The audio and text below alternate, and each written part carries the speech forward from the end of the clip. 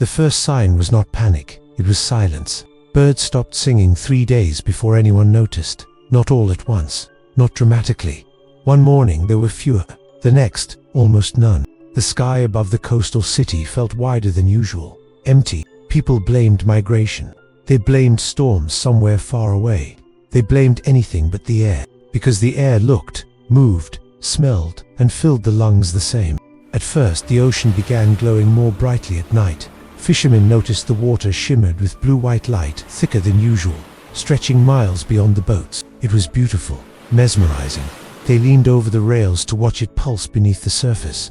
They did not know they were watching the largest living system on Earth shift its chemistry. Phytoplankton, microscopic architects of oxygen, were multiplying in strange patterns, not blooming, not dying but changing. On the fourth morning, a marathon runner collapsed at kilometer 12. He was healthy, hydrated, and had no history of illness. He fell forward without warning, gasping like a man drowning on dry pavement.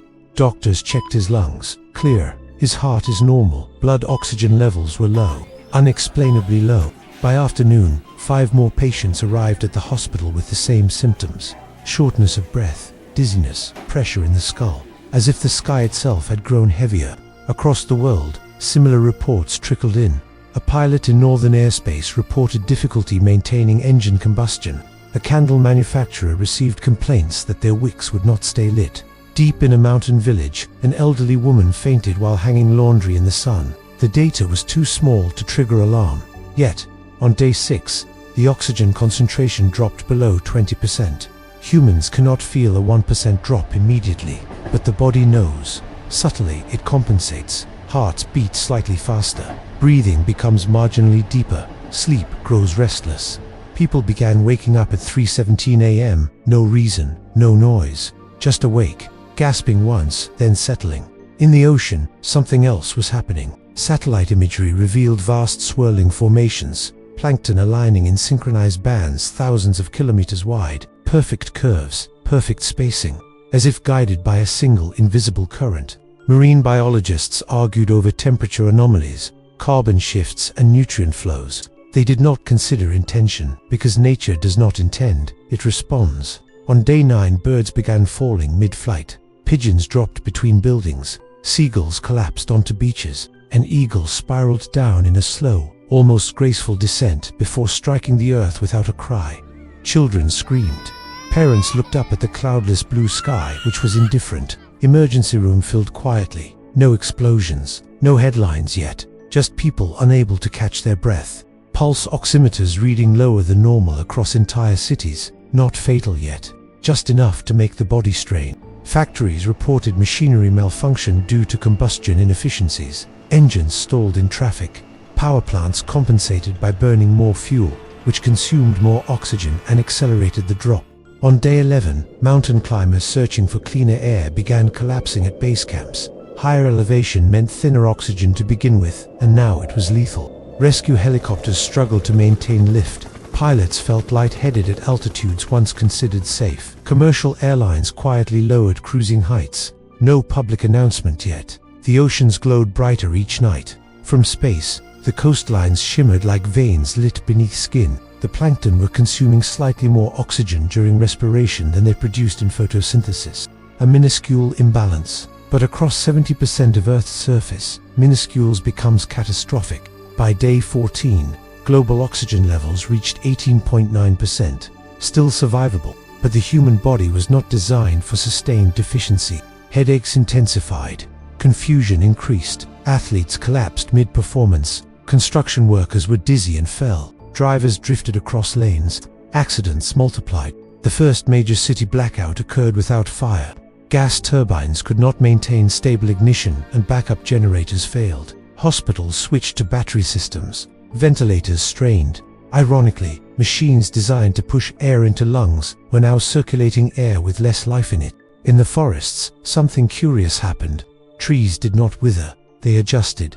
Stomata, microscopic pores in leaves, shifted behavior. It began conserving oxygen use. Insects thrived. Rodents adapted quickly. Large mammals grew sluggish. The imbalance favored smaller respiration systems. The biosphere was not collapsing. It was reorganizing. On day 17, oxygen reached 17%.